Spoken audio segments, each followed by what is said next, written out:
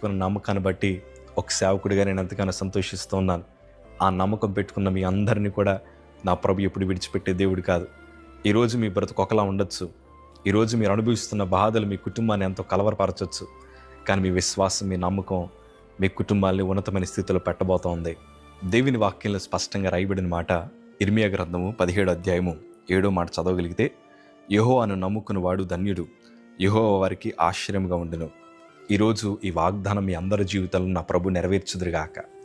ఎవరైతే ప్రభు మీద నమ్మకం పెట్టుకొని ఈ వీడియో చూస్తున్నారో, నా ప్రభు మీ అందరి పక్షాన నిలబడి ఉన్నారన్న సంగతి మీ జ్ఞాపకం చేస్తున్నాను.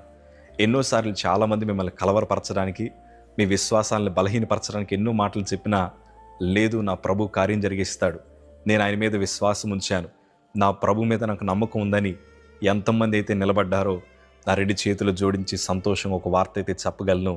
మీ అందరినీ నా ప్రభు అన్యాయం చేసే దేవుడు కాదు.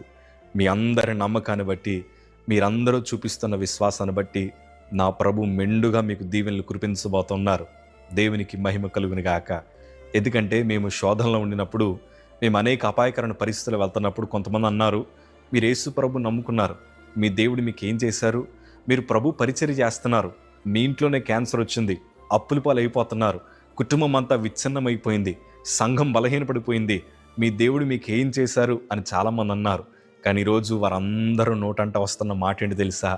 మీ దేవుడు ఉన్నాడు కాబట్టి మీ బ్రతుకులు ఎలా ఉన్నాయి, ఆ దేవుడు ప్రార్థన విన్నాడు కాబట్టి మీరు అందరూ ఇంత సంతోషంగా ఉన్నారని ఏ నోరైతే దూషించిందో, ఏ నోరైతే అవమానపరిచిందో అదే నోటులోంచి నా ప్రభు ఘనమైన సాక్ష్యాలు వినిపించారు. ఈరోజు నేను అంటాను, మీ బ్రతుకులు ఎప్పుడు అన్యాయంగా పోవు, మీ కన్నీరు ఎప్పుడు వృధాగా పోదు.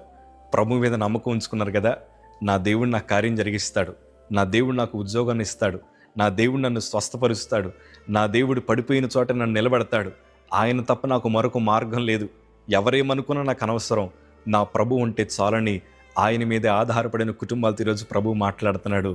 ఆయన మీ పక్షాన నిలబడ్డాడు. ఆయన మిమ్మల్ని ఎన్నడూ విడిచిపెట్టే దేవుడు కాదు. ప్రభు వాక్యం అంటది కదా, నమ్మకమైన వారికి దీవెనలు మెండుగా కురుస్తాయి. ఈరోజు మెండైన ఆశీర్వాదాలు నా ప్రభు మీకు ఇవ్వబోతున్నారు. ఓడిన చోటే మిమ్మల్ని గణపరచబోతున్నారు. కన్నీరు కార్చిన చోటే, తలదించుకున్న చోటే నా ప్రభు ఆనంద బాష్పాలు కురిపించి ఎవ్వరూ ఎక్కలేనంత ఉన్నతమైన సింహాసనాన్ని నా ప్రభు ఎక్కించబోతున్నారు.